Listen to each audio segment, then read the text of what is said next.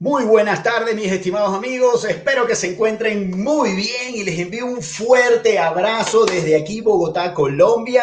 Ya por aquí tenemos las 6:11 y les pido mil disculpas porque la convocatoria fue a las 6 de la tarde, pero bueno, ustedes saben que cuando estamos en vivo, pues siempre pueden surgir unos temas técnicos que hay que resolver. Pero ya finalmente estamos aquí con ustedes. Bienvenidos. Para los que no me conocen, mi nombre es Mario Camejo y estás viendo la grabación del episodio número 78 del podcast Lo Mejor de Ti. El día de hoy tengo un invitado, una persona a la cual conozco de hace muchísimos años, pero muchísimos. Y ya van a saber el por qué. Y definitivamente una persona muy especial para mi familia, para mí personalmente, porque siempre ha estado igualmente allí como varios más. El día de hoy, pues vamos a estar conversando acerca de un tema muy interesante. Definitivamente es un tema importantísimo porque le hemos denominado cómo lograr el equilibrio entre lo individual, familiar y lo profesional, a pesar de los nuevos desafíos y toda esta nueva modalidad de vida que estamos llevando. Si te gusta el programa, te invito a compartirlo a través de tus redes sociales, en el Instagram, @lomejordeti.mc, en Facebook, en el canal Mario Camejo con Fe y Pasión, a través de tu plataforma favorita de podcasts, Mario Camejo, Lo Mejor de Ti, y en el canal de YouTube, Mario Camejo. Así que bueno, bienvenidos el día de hoy y quiero saludar y enviarle un fuerte abrazo a Eugenio Maslouque. Eugenio. Muy buenas tardes. Después de esa presentación que tú haces, yo creo que a mí no me quedan palabras, así que mejor me quedo callado de aquí para adelante. Bueno, mira, yo realmente quiero empezar agradeciéndote por tu compañía, tu confianza y estar aquí presente. Y además mencionar el por qué nos conocemos hace tanto tiempo. Bueno, resulta ser para el que nos están viendo, para los que nos están viendo, los que nos van a escuchar luego en el episodio grabado, Eugenio es mi padrino. Es mi padrino de bautismo, es el mejor amigo y hermano de vida, como digo yo, de mi padre. Y por eso, pues, tal aprecio que le tengo, tal reconocimiento, y por eso lo admiro tanto. Además que ha sido una persona para mí en muchos momentos de mi vida importantísimas y ya vamos a contar ciertas anécdotas. Así que bueno, padrino, bienvenido al programa Lo Mejor de Ti. Te mando un fuerte abrazo. Bueno, es más, yo te conozco a ti antes que tú me conozcas a mí, porque yo ya te conocí a ti desde que tú estabas en la barriga de tu mamá, y el que lleva a tu mamá a la clínica el día que tú naces, en el carro soy yo, porque tu papá iba atrás sentado con ella y yo iba manejando porque estábamos estudiando en la casa esa noche. Y entonces de repente tu mamá empezó con dolores de parto y los dos arrancamos, y entonces Mario me decía, tú maneja, tú dale. Oye, que nota esa historia. Fíjate que ese detalle no lo conocía, viste, que siempre hay cuentos nuevos, definitivamente, pero qué bonito es cuando los recordamos, ¿no? Porque recordar es entender, pues, por qué nos queremos tanto y por qué ese aprecio tan grande.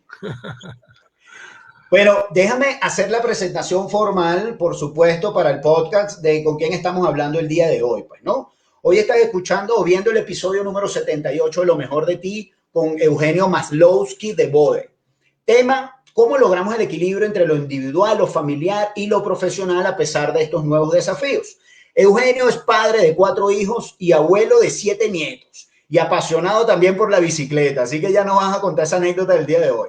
CEO y miembro activo del Art Museum for Private Collections, ¿okay? Que es el Museo de Arte de las Colecciones Privadas de las Américas, y de la Orquesta de Nueva España, asesor financiero y consultor inmobiliario independiente. También ha servido en otras juntas directivas como la Orquesta Sinfónica de Miami, Venancham y la Oil Chamber de Venezuela. Participante en el Foro Económico Mundial celebrado en Davos de Suiza. Ha gestionado con éxito grandes operaciones comerciales entre Venezuela y la ex Unión Soviética, como presidente de Monsanto, Corimón y Conin, Emerson Electric. Negoció también grandes contratos para la industria del petróleo en Japón e Italia. Con toda su experiencia profesional, sin embargo, uno de sus mayores desafíos ha sido crear una familia sana y estable. Pero su transparencia y pasión abrieron el camino para lograrlo. Por eso justamente hemos elegido el tema de hoy. Sus mayores logros: equilibrio individual, familiar y profesional, independientemente de tener que viajar por muchos países, ser ciudadano del mundo, como bien él lo dice. Su propósito de vida es dejar como legado que sus hijos sean seres humanos de bien y, por supuesto, felices. Así que bueno, Eugenio, un placer tenerte aquí en Lo Mejor de Ti. Y cuéntanos un poco en qué te has fundamentado para elegir ese tema que vamos a conversar el día de hoy, desde tu experiencia personal, porque por supuesto, pues la idea es pues, compartir esas experiencias personales con nuestra audiencia. Bueno, Mario Ricardo, primero gracias por la invitación, porque la verdad es que estar en tu programa me da un gran aliciente. Me encanta ver que ya vayas por el capítulo 78. Eso quiere decir que has sido una persona constante y perseverante. Y una de las cosas más importantes que yo aprendí un tiempo después de graduado es que en la vida hay que tener tres cosas. Una es visión, porque uno tiene que ver hacia dónde quiere llegar. La otra cosa es tener la disciplina y la organización para que uno pueda llegar a lograr esos objetivos con esa perseverancia. Y la tercera es tener paciencia, porque si uno hace las cosas en el momento que uno quiere hacerlas, muchas veces lo que hace es derramar el vaso. Entonces, yo creo que tú estás demostrando en estos 78 capítulos que tienes la visión hacia dónde quieres llevar el programa, hacia dónde quieres llevar a la gente que tú quieres motivar. Por otra parte, tienes la disciplina y la perseverancia de hacerlo constantemente y en los horarios que te propone. Y finalmente, cuando tú estás hablando de tener la paciencia, es porque a veces te toca a alguien como uno, que es un viejito que ya no tiene casi una coherencia, ¿ok? Y entonces tienes que tratar de mantenerlo despierto aquí. Entonces, por eso yo quisiera primero que nada brindar un poquito contigo con una copita de vino. Bueno, salud. Lamentablemente en este momento no tengo para acompañarte con vino, pero te acompaño con agua, pues, ¿no? Ya como aquí en Miami y en Jacksonville son más de las 7 de la noche, ya yo me estoy tomando mi copita de vino del día. Del día, bueno. Pues Okay. salud, padrino, y gracias por ese reconocimiento. Sí, el concepto del equilibrio viene desde muy temprano en mi vida profesional, porque yo empecé a tener posiciones de responsabilidad a los 26 años de edad. Por eso es que yo siempre digo que yo tengo 26 años de edad y 40 años de experiencia. Entonces, o sea, yo me he quedado en mis 26 años y trato de mantenerme joven en todo mi espíritu y todos los días cuando le rezo a Dios le digo que me ayude a morir joven y sano lo más tarde posible, ¿no? Y entonces, cuando yo empecé esa vida profesional muy joven, es muy fácil enloquecer, porque tú de repente empiezas a cosechar ciertos éxitos y empiezas a tener ciertos niveles económicos que hacen que tú puedas desviarte de tu objetivo. Y si tú ya en ese momento tienes una familia, es importantísimo que tú sepas mantener el equilibrio de tu familia. Entonces, ahí en ese punto, yo un día estaba viendo unas Olimpiadas y veía cómo los anillos concéntricos de las Olimpiadas, si tú en un momento determinado haces que uno de los anillos sea más grande que los otros, deja de ser justamente el anillo olímpico donde todos se entrelazan, pero todos tienen el mismo tamaño. En la vida personal de uno, en la vida personal, profesional y familiar, ocurre lo mismo. Si tú en un momento determinado descuidas tu vida individual, dejas de hacer ejercicio, dejas de comer bien, dejas de hacer las cosas importantes como es cultivarte, leer, todo esto, tú pierdes ese carácter individual con el que tú llegaste. Y recuerda que tú naciste como un ser individual, tú naciste solo. Correcto. En el momento que tú creas familia, ya tú eres responsable de lo que son nuestros hijos y eventualmente los nietos y las generaciones que nos sigan. Correcto. Tener ese equilibrio de que esa familia tenga el lugar importante dentro de tu vida, ¿okay? Es fundamental. Y finalmente, si tú tu vida profesional la descuida, pues dejas de tener los ingresos, dejas de tener los éxitos profesionales, dejas de tener la posibilidad de influir en la vida de mucha gente a través del trabajo y todo eso se convierte en un problema. Por lo tanto, mantener esas pelotas concéntricas, mantener esos aros concéntricos de forma equilibrada, sin que ninguno crezca más de la cuenta, ¿okay? Es lo que hace que tú en un momento determinado puedas dar esa muestra de equilibrio.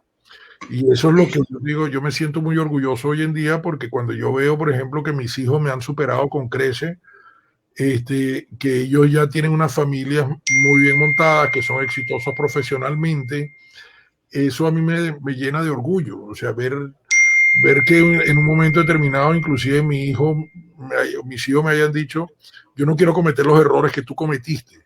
¿Okay? Eso me parece espectacular, porque es verdad, mis errores les han servido a ellos como un ejemplo de lo que no deben hacer y ser mejores personas. Si tú ves desde el punto de vista individual, llegar a los 26 años de edad y poder celebrar 40 años de experiencia es una cosa muy importante, porque uno tiene que mantenerse joven.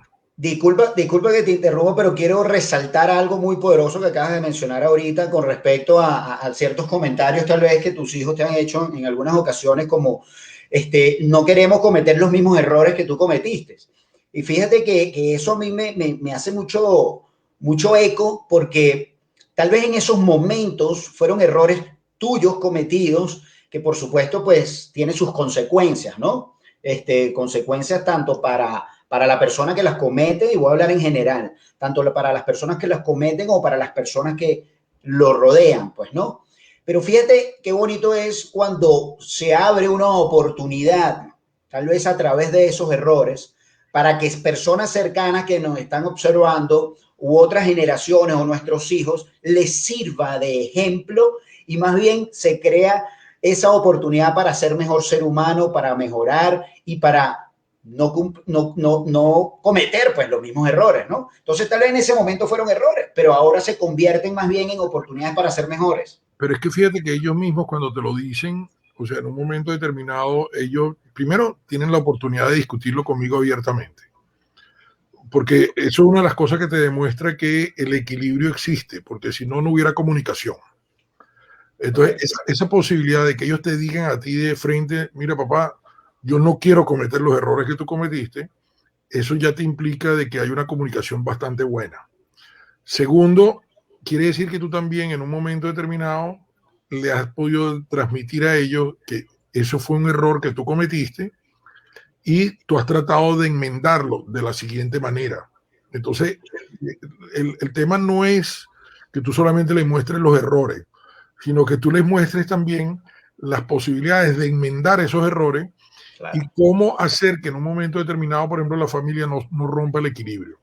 Yo, por ejemplo, soy divorciado, ¿ok?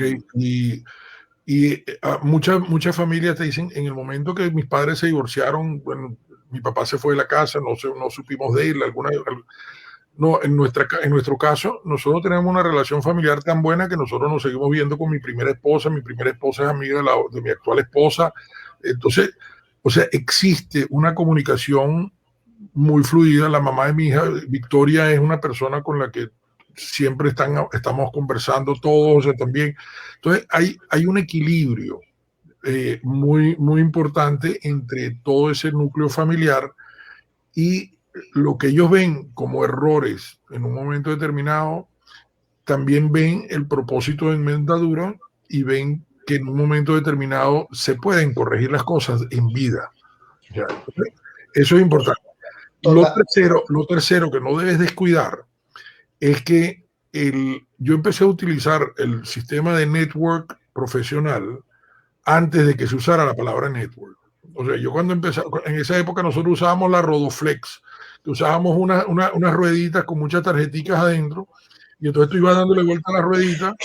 Claro, yo recuerdo eso. Estabas en todas las oficinas, por orden alfabético, ¿no? Correcto. Entonces, ¿tú qué hacías?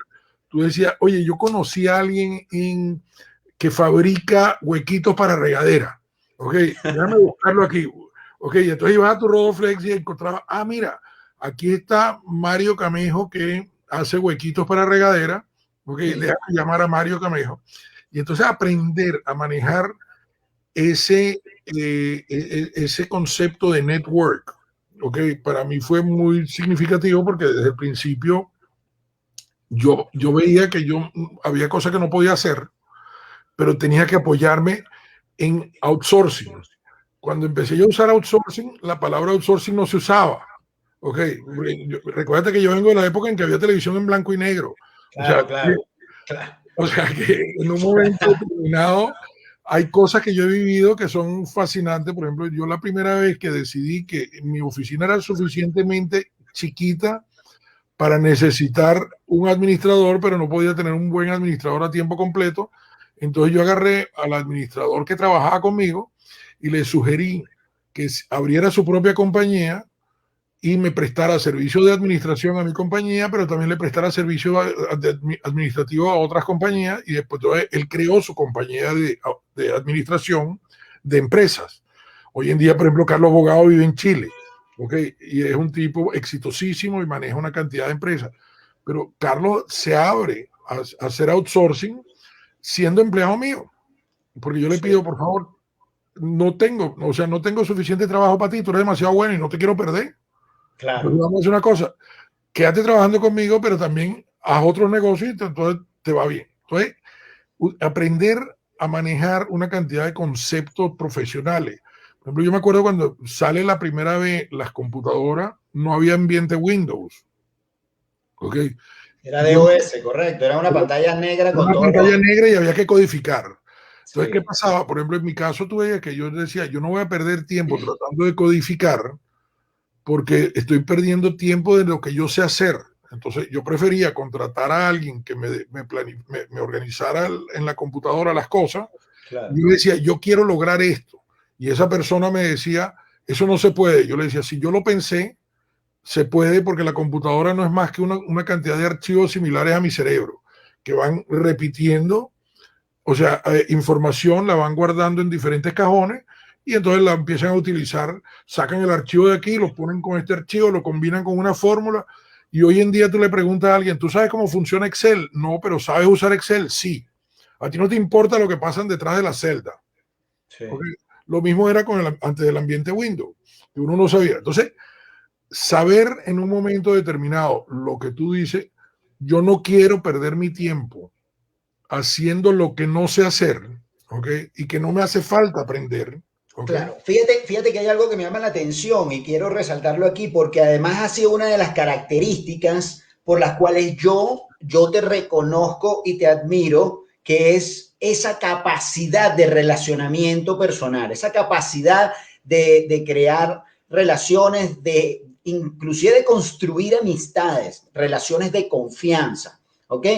Y no quiero separar el tema base, que es el equilibrio, porque justamente yo considero que tener esa facilidad de poder desarrollar esas relaciones y tener esa empatía con las otras personas ayuda justamente a poder lograr esos equilibrios, pues, ¿no?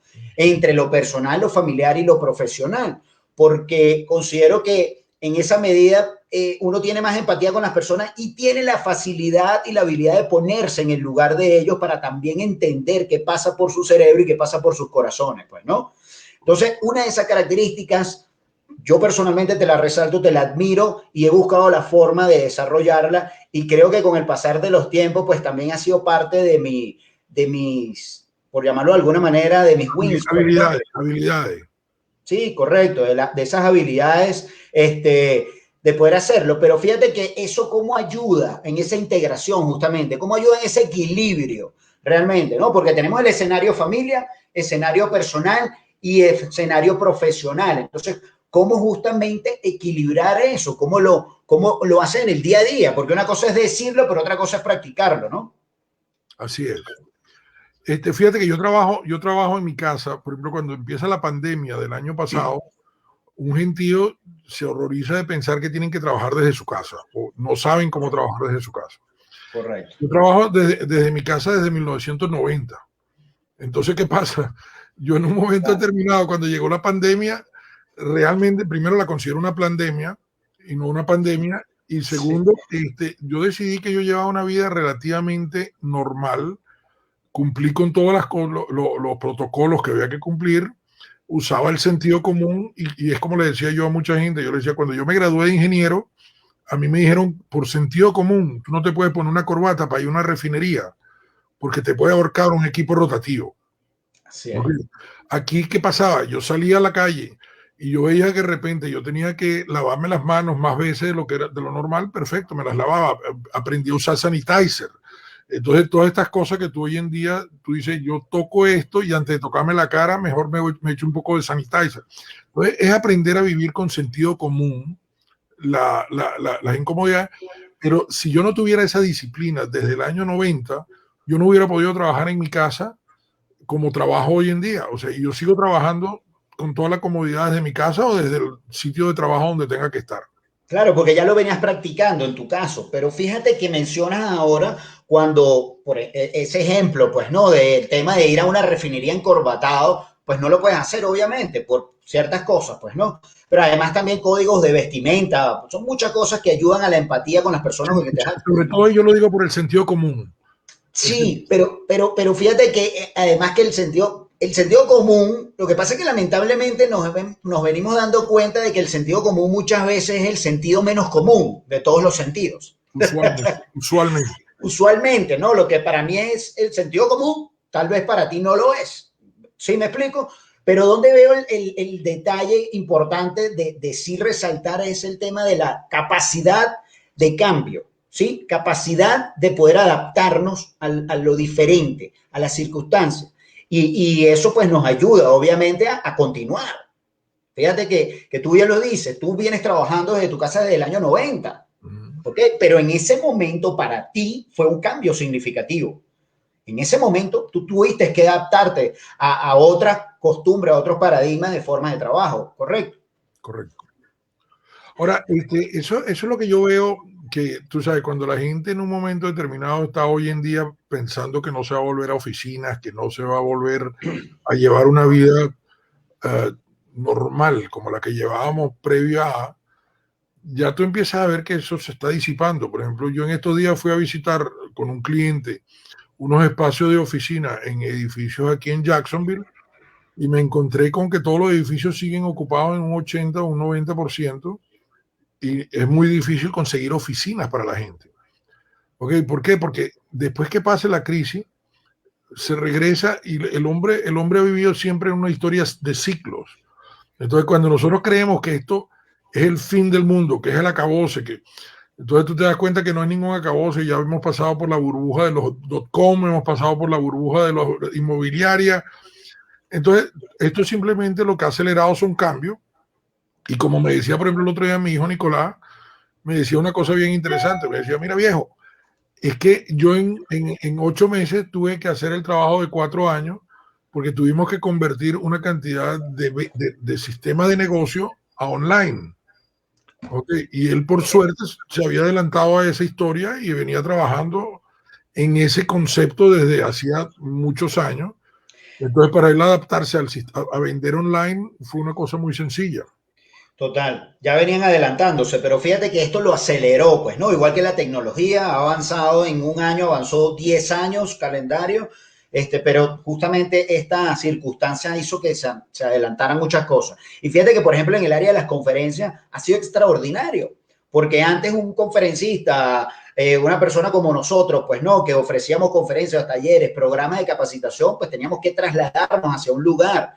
Esa empresa pues tenía que hacer todo un gasto de logística, de poder concentrar a todo el recurso humano quien iba a esa capacitación en un solo sitio, bueno, gastos de hoteles, un montón de cosas. Y hoy en día es tan sencillo como que agendarlo una reunión por Zoom y pueden haber miles de personas en una misma sala comunicándonos por aquí, pues, ¿no? Entonces, pienso que definitivamente es esa capacidad de adaptación, capacidad de aprendizaje rápido, porque hoy en día tenemos que aprender mucho más rápido que antes para poder aprovechar las herramientas, porque tú decías, no, es que yo ya tengo 25 años, pero 45 años de experiencia, ya soy un viejito.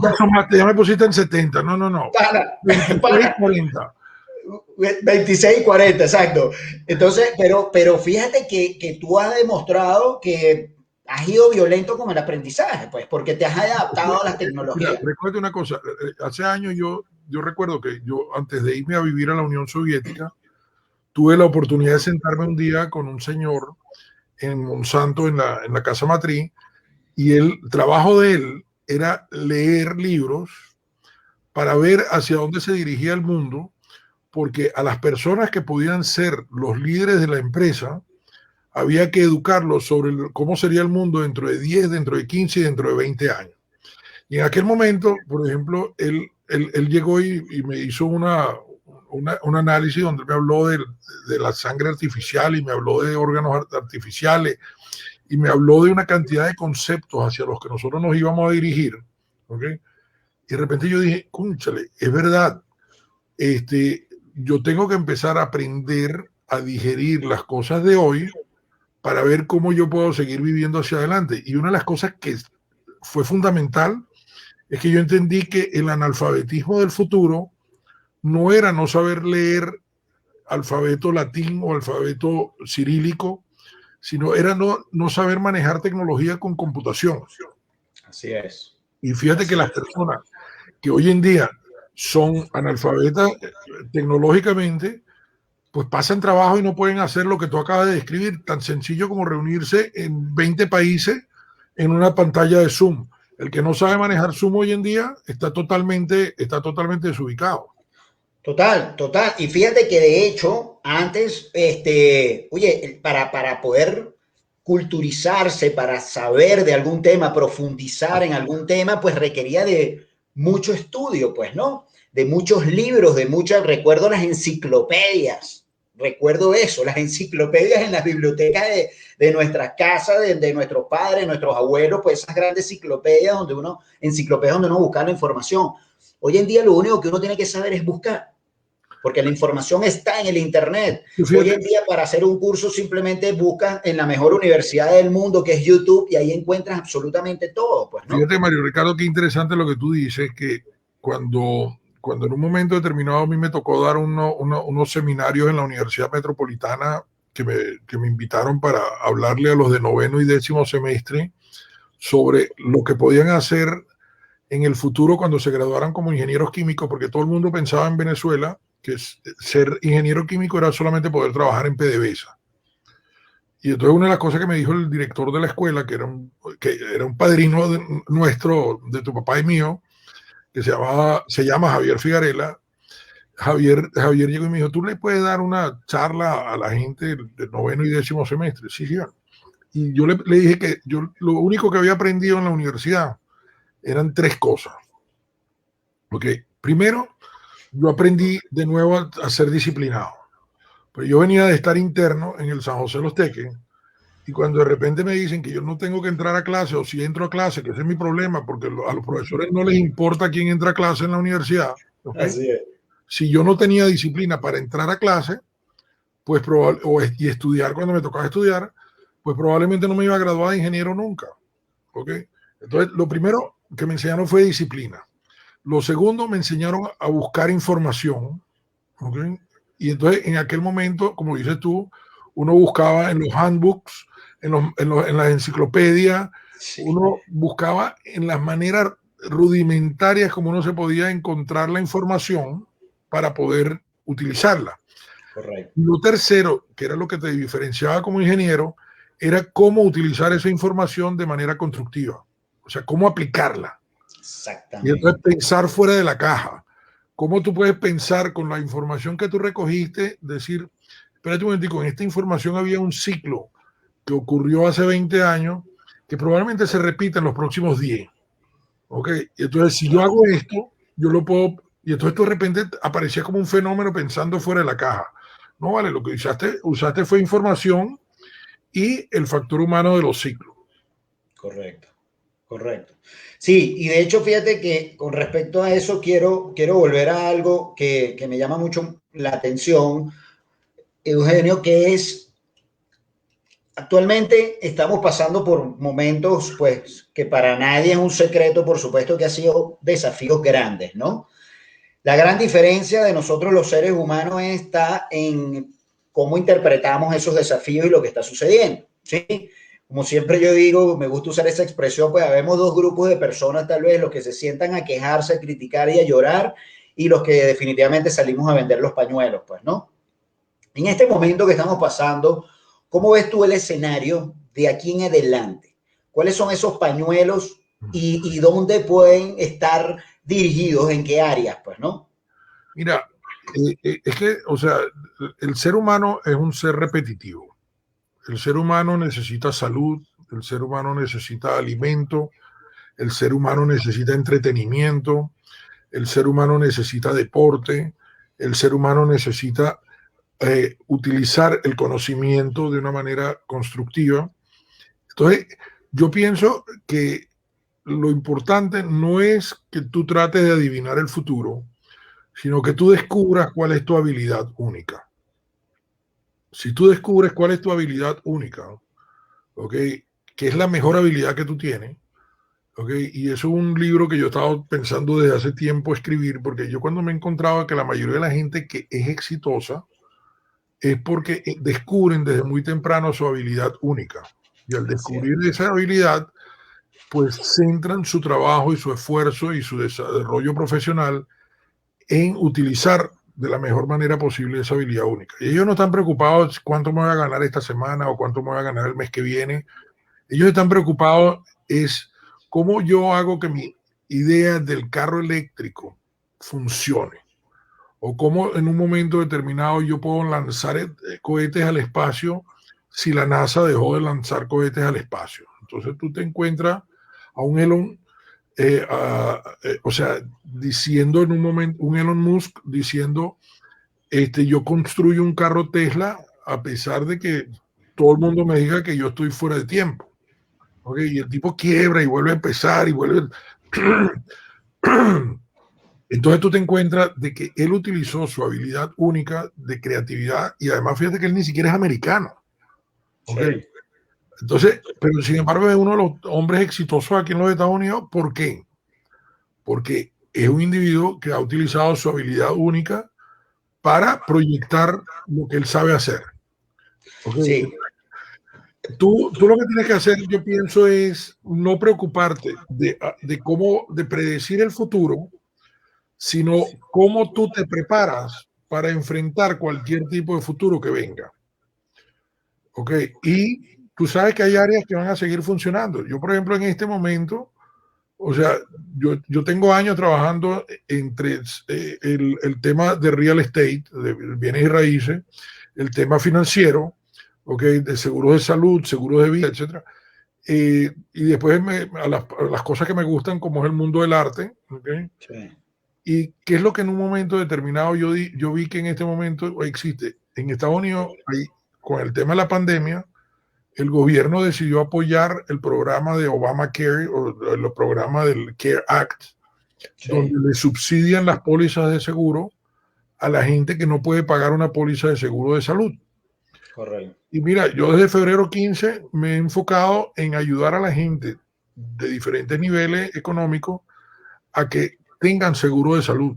Y les explico lo importante que es el seguro de salud.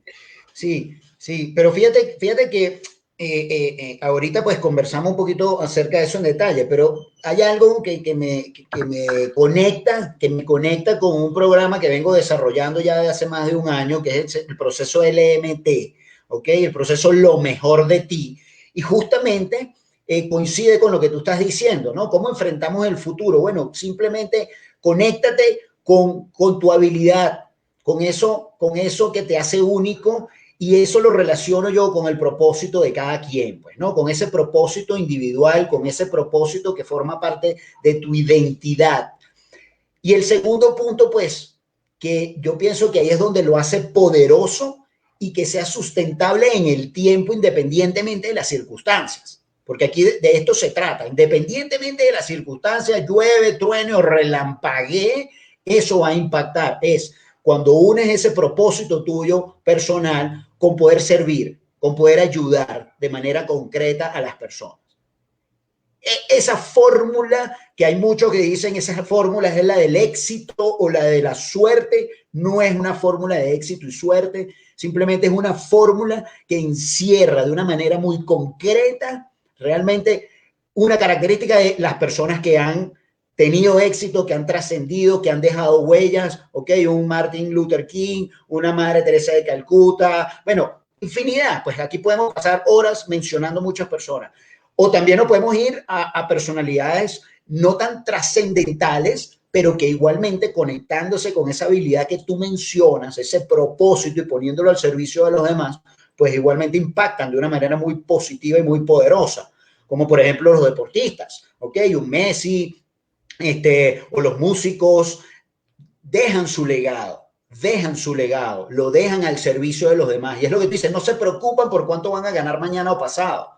Es que cuando uno pone esas habilidades al servicio de los demás, como lo quieras llamar, Dios, la vida, el universo, la providencia, se encarga de devolverlo con creces. Yo creo que es Dios. Definitivamente, yo también lo considero así, pero abre un poco más el abanico para poder compartir y respetar a aquellos que piensan en otras cosas, ¿no? Tú y yo, pues por supuesto, creemos en Dios y sabemos que es Dios, definitivamente, ¿no? Cuando Él mira para abajo y dice, ah, bueno, campeón, le estás poniendo el corazón, estás dando los pasos de fe, primero que todo, ¿no? Y estás tomando acción sin ver el camino completo, porque Padrino, cuando uno está en estos caminos del emprendimiento, de empresario, de hacer negocios, muchas veces no se ve el camino completo. Es que Pero ahí es donde realmente se pone a prueba esa fe, pues, ¿no? Normalmente nadie ve el camino completo, no hay manera de ver el camino completo. Lo único que lo puede ver es Dios. Total, total. Entonces, mira qué poderoso cuando vamos y de alguna manera sintetizamos lo que estamos conversando en poder conectarnos con nuestro propósito, ¿no? Y ahí es donde yo coincido con el tema de cómo logramos ese equilibrio entre lo individual, familiar y profesional.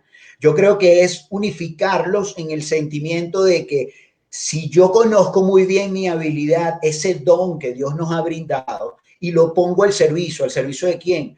Al servicio de mi persona, primero que todo, de mi ser, ¿ok? ¿Para qué? Para yo poder conectarme con mi identidad. Pero además lo pongo al servicio de mi familia, dando lo mejor de mí a través de ese don. Y además lo pongo al servicio del área profesional. Ahí es donde realmente yo pienso que empieza a entrelazarse esos aros que tú mencionas de las Olimpiadas, ¿no? Correcto. Totalmente bien interpretado. Te felicito. La verdad es que me has impresionado mucho desde el momento que empezaste a resumir muchos de los temas que yo te planteé para la reunión de hoy. Pero es que no, te agradezco el tema, porque es que mira, a mí me apasiona mucho el tema del propósito, Pedro, porque justamente yo creo que hay momentos en las vidas de uno que convierten la vida en un antes y un después, ¿no? En mi caso particular, yo puedo identificar muy claramente cuando mi vida cambió y de alguna manera pudiese decir que se me abrió el horizonte, pero de una manera espectacular, o Dios la abrió para mí, pues, ¿no? Correcto. En el momento justamente que conecto con ese propósito de vida. En ese momento yo sentí a nivel personal ese equilibrio entre mi felicidad personal y cómo la transfiero a todo el mundo que nos rodea, pues, ¿no? Lo familiar y lo profesional. Es correcto. Mira, cuéntanos un poco, estuve leyendo el material que compartiste conmigo. Oye, es que tú has hecho un montón de cosas. Háblanos un poquito de lo actual, ¿sí? Háblanos un poco, me mencionaste que estás con un proyecto de un documental para Giordano Di Marzo. Sí, bueno, déjame explicarte un poquito de dónde viene todo esto, ¿no? Por favor. En el año 2017, yo decido mudarme de Miami para Jacksonville, donde viven tus hermanos, por cierto. Ajá. Y una de las cosas que yo descubro en Jacksonville, que poca gente conoce en el mundo, ¿okay? Es que Jacksonville fue Hollywood antes de Hollywood. Todos los estudios de cine grandes, o sea, Metro Golden Mayer y todos estos grandes estudios, estaban en Jacksonville hasta 1926. Wow. Y en aquel momento la gente de la ciudad, que esto es una ciudad bastante pasiva, bastante conservadora, dijo, no, vale, este mundo del cine es un mundo muy perverso, muy loco y nos está trayendo muchos conflictos aquí a la ciudad, no lo queremos. Y California, Hollywood le dijo, vénganse para acá. Y Jacksonville dejó de ser, entonces inclusive hay una oficina aquí en la oficina de la alcaldía que se llama Before Hollywood, it was Jacksonville. ¿No? Okay. Antes que Hollywood fue Jacksonville. Sí, sí. Bueno, pero Y definitivamente los alcaldes de California dijeron, véngase para acá porque nosotros sí estamos viendo lo que viene, ¿no? entonces, una de las cosas interesantes que cuando yo me mudo para acá, yo digo, oye, qué interesante que Jacksonville tiene todavía una pasión por el cine, aunque perdió la guerra, ¿no? Y fíjate que hay ciudades, por ejemplo, que vienen totalmente desde atrás, que en este momento se están convirtiendo en grandes centros de producción de cine, como es el caso de Atlanta, en Georgia. ¿Eh? Pero cuando yo llego, yo digo, mira, yo voy a organizar un festival de cine en Jacksonville que me permita contar la historia de Jacksonville y por qué el festival de Jacksonville. La segunda cosa que yo me encuentro es que en los Estados Unidos no había ningún festival de cine hispano. Todos los festivales de cine que habían eran latinos. Okay. Y la diferencia entre latino e hispano es que yo me refería solamente a los 21 países que hablan español. Sí. A medida que empiezo a avanzar en el tema, me encuentro que la primera ciudad que se funda en los Estados Unidos como ciudad fue San Agustín, en la Florida, y fue fundada por los españoles. Por lo tanto, una ciudad de origen hispano, la primera ciudad de los Estados Unidos, ¿okay? Es de origen hispano, ¿okay? Y es una ciudad que, a pesar de que hoy en día es anglo, tiene una gran conexión con España y tiene ciudades hermanas como es en Avilés, porque el fundador de San Agustín fue Pedro Menéndez de la ciudad de Avilés, y después en 1777 vino una gran colonia de Menorca. Okay. Entonces, entre Menorca y Avilés había una gran población hispana en el sur de la Florida. O sea, oye, ahora entiendo por qué elegiste esa ciudad justamente como lanzamiento de ese cine hispano, ¿no? Claro, y San Agustín está al lado de Jacksonville. Eventualmente será parte del área metropolitana de Jacksonville. ¿no? Entonces, cuando yo veo todo esto, yo digo, bueno, el festival de cine yo debo hacerlo en San Agustín. Sí. ¿Okay? Y San Agustín tiene esa atmósfera porque tiene el castillo creado por los españoles, tiene las callecitas al estilo española, tiene tascas, tiene bares. Entonces es una ciudad que se presta a lo que tú buscas en un festival de cine, que es que la gente se conecte. ¿Mm? Y a raíz de eso, la próxima cosa que yo me encontré fue que a nivel mundial, una de las culturas hispanas más importantes que hay es la cultura sefardí. De las comunidades judías se dividen generalmente en eskenazí y en sefardí, ¿ok? Y los sefardí, según la historia que inclusive yo discutí con un día, o que me explicó, no discutí porque yo no tenía nada que pintar. Claro. Que me explicó el actual rabino jefe de Dubái, ¿okay? Él me contaba de que en la época del rey Salomón, ¿okay? El rey Salomón, para quitarse de encima una cantidad de judíos, llamó a un general griego de apellido Hispania, ¿okay? Y le dijo, lléveselo lo más lejos posible a todos estos judíos. Y este general Hispania se los llevó a donde era lo más lejos en esa época, que era la península ibérica. Okay. Y por eso Hispania es el origen de España. O sea, entonces tú sabes, tú te encuentras unas cosas bien interesantes. Entonces, claro, yo incluyo en el Festival de Cine al mundo hispano, a la cultura hispana y a la cultura sefardí. Okay. A medida que vamos avanzando, voy conociendo gente de cine. Entonces, creamos un programa que es un podcast que se llama La Alfombra Roja hacia el Futuro. Sí, claro. Están disponibles en YouTube. Y con Arauzi Armani decidimos entrevistar 3 personalidades del cine en diferentes sitios del mundo. Entonces, simultáneamente entrevistábamos en un conversatorio, por ejemplo, a 3 directores de cine, ¿okay? Uno en Los Ángeles, uno en España y uno, por ejemplo, en Miami. Y entonces los 3 directores hablaban sobre sus experiencias haciendo cine en esos sitios. O 3 celebridades, María Conchita Alonso en Los Ángeles, Pedro Casablanca en Madrid, ¿okay? Y Luis Jerónimo Abreu en Caracas. En ese momento, ¿estaba ya en Caracas o estaba aquí en Sí, Bogotá? estaba en Caracas. Caracas, sí. Por cierto, yo le llegué a Luis Jerónimo gracias al contacto que tú me hiciste con Luis Jerónimo. Sí. Entonces, así hicimos varios conversatorios muy interesantes de cine underground, de productores de cine. El mundo que me encantó de toda la parte del cine es el de producción. Ok.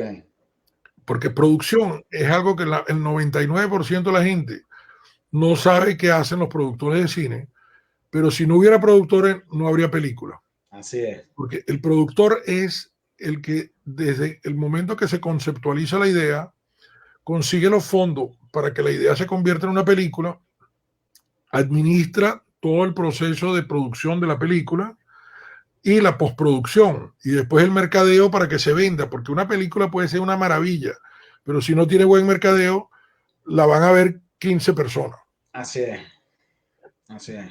Perdón, entonces con todo esto, en el mundo de producción me pareció fascinante y he estado conversando con un gran amigo productor de España que se llama Juan Antonio Casado.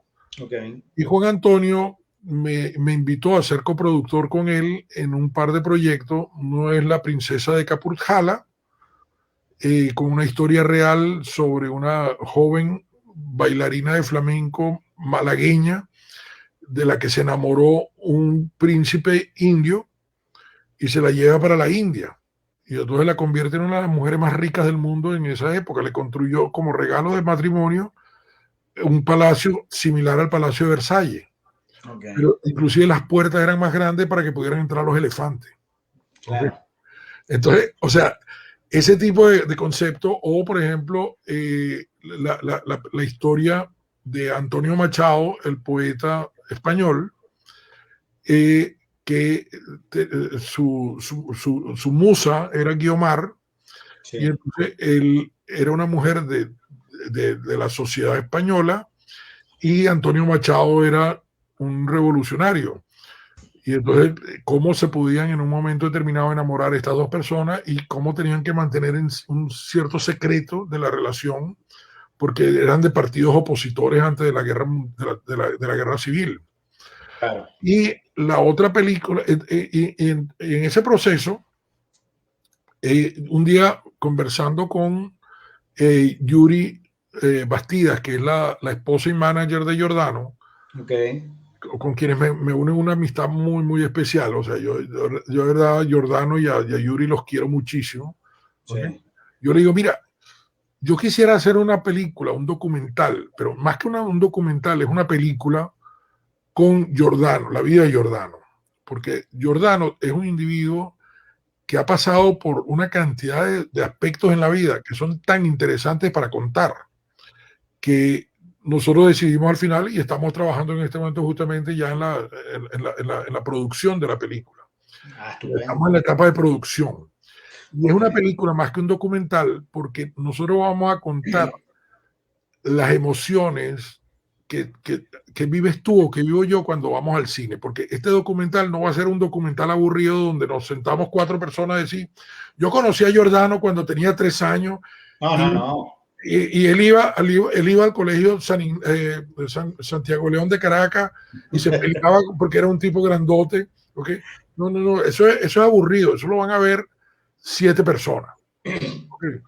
Nosotros queremos producir, lo que estamos buscando con toda la película es producir emociones en la gente que te lleven a cuando llegó a Venezuela de 3 años y venía de Italia y de repente se encuentra un lago, un mar azul como el del Caribe, sí. Y ese niño de 3 años, ¿qué pasó por su mente en ese momento? Okay. Por ejemplo, cómo era su relación con su papá, que, o sea, fue una relación muy interesante, que no la voy a contar porque es parte de la película, ¿ok? No, por favor, ya te iba a interrumpir, de hecho, porque la idea es que la podamos ver y podamos disfrutar de todas esas emociones, Pero, no tengo la pero, menor duda. pero sí una de las cosas que es muy, muy, muy importante es que Giordano vivió una experiencia que mucha gente la vive, pero no sabe, no la puede contar o no tiene cómo hacerla llegar a mucha gente. Y es que Giordano se sentó frente a un médico un día y el médico le dijo, mire, váyase para su casa porque a usted le quedan 8 meses de vida. Sí, Ya usted es un hombre que ha hecho cosas en la vida, ha sido exitoso, ha sido abuelo. Váyase para su casa tranquilito y váyase a morir, ¿no? así es, Ok, y en ese momento Giordano dijo, usted sabe qué me está diciendo, yo no me voy a morir. así es. Okay. Y no solamente eso, sino 5 años después, Giordano entró a dar un concierto en Nueva York y de ahí en adelante ha estado cantando, o sea, Sí. con mucho éxito. Sí, de hecho vi ayer el video de él que grabó en Nueva York que se llama Después de todo. Oye, extraordinario. Esa es la historia de él durante estos 5 años que duró su enfermedad. Total, Okay. me imagino que la modelo del video es su manager y su esposa, ¿no? Es Yuri, sí. Es Yuri. Bellísimo video, un mensaje poderosísimo, de verdad me conectó y no tengo la menor duda que esa historia y ese documental va a ser extraordinario también, porque hay mucho que compartir, ¿no? Pero además nosotros vamos a hacer una cosa que es bien interesante para este documental, que es que vamos a dejar que haya muchos productores del documental. Vamos a tener Okay. miles de productores. ¿De qué manera? Nosotros hemos creado 9 categorías de crowdfunding Okay. en la que la gente puede contribuir desde $10 y participar como en la categoría de por estas calles, ¿okay? Okay. Hasta, hasta canciones como Madera Final, Locos de Amor, ¿okay? Okay. Entonces, en cada canción de Giordano va a ser una categoría en la que la gente puede contribuir y participar al final de la película porque van a ser coproductores con nosotros. Uy, ese concepto está genial, pana. Así que, Buenísimo, eso es totalmente innovador, ¿no? absolutamente. Bueno, extraordinario, Padrino, de verdad que estupendo. Gracias por compartir esa primicia, por llamarlo de alguna manera, de ese Es una documental. primicia, sí. Y bueno, pues no tengo la menor duda que más adelante pues ya haremos un programa de lo mejor de ti, inclusive incluyendo a Giordano, pues, ¿no? Así será. Este, no tengo la menor duda porque yo sé que tú eres una persona, como te decía al principio, y quiero rápidamente para cerrar contar esta experiencia personal, una dentro de muchas que tengo contigo, que es esa capacidad tuya de desarrollar relaciones personales desde el corazón, desde la transparencia, desde la sinceridad, pues, ¿no? Y me recuerdo cuando estaba en Quito, ¿ok? Que llego desempleado, viviendo todo ese proceso de migración tan difícil, tan complicado, y decido emprender con una cafetería, pues, ¿no? Ya estaba desarrollando la venta de las empanadas al mayor, ya esta historia la mencioné en varias ocasiones, pero aquí ya venía el momento de pasar a otro nivel que era la cafetería. Y me recuerdo que mi pareja en ese momento, pues mi ex me dice, bueno, pero ¿cómo vas a montar una cafetería si no tienes un solo peso, no tienes un solo dólar en el bolsillo? Yo le digo, no lo sé, pero parte justamente de esta fe que siempre comparto y motivo a la gente que viva con fe porque definitivamente abre puertas y abre camino, es que yo le dije, no lo sé todavía, pero yo lo que sí sé es que me voy a crear la idea y voy a empezar a sentirla como si ya la hubiese aperturado. Resulta ser que una de las llamadas que hago, por supuesto, es a ti. Te llamo, Eugenio, oye, padrino, tú sabes que estoy aquí en Quito y te echo el cuento del emprendimiento y tal. Si puedes ponerle ahí. Aló, aló, aló. Ah, soy yo. Disculpa, pero soy yo. Ajá. Te hago esa llamada, te comento el emprendimiento y buscando yo justamente la forma de conseguir esos recursos, ¿ok? Y por eso es que yo me afianzo tanto en el tema de dar los pasos con fe porque se van abriendo los caminos, ¿no? Mira, yo te llamé simplemente para comentarte y a ver si tú de alguna manera me podías ayudar. Y recuerdo que después que te echó el cuento me dices, mira, hija, vamos a hacer algo, dame 5 minutos y ya volvemos a hablar. Perfecto, trancamos la llamada y llamas y recibo un correo. Estimado José Antonio, gusto en saludarte, te habla Eugenio Maslowski. Te cuento que tengo mi ahijado y su familia en Quito, están desarrollando un emprendimiento. Lo único que quiero es que por favor lo atiendas y que sea él directamente quien te eche el cuento y a ver de qué manera lo puedes ayudar. Bueno, yo recibo el correo, pero cuando veo la dirección del correo, el dominio del correo, pues resultaba que era uno de los presidentes de un banco muy importante en Ecuador. Yo cuando leo ese correo, mira, padrino, lo cuento de verdad y me erizo y me emociono porque yo digo definitivamente la fe es tan poderosa y es tan maravilloso ver cómo llegan las personas correctas y se abren los caminos correctos. Yo no sabía si era posible o no, yo simplemente te estaba contando mi historia y te estaba tocando la puerta a ver si me podías ayudar de alguna manera y fíjate cómo se dio. Pues tú tenías un gran amigo porque enseguida te contestó el correo, pues diciéndote, Eugenio, con muchísimo gusto, por supuesto que sí, dile a Mario Ricardo que se comunique conmigo. Bueno, para resumir el cuento, al final se materializó lo del crédito, un migrante sin ningún tipo de documento, yo sé que eso definitivamente son cosas de Dios, porque por las cosas, por la vía regular, pues no hubiese sido factible, ¿sí?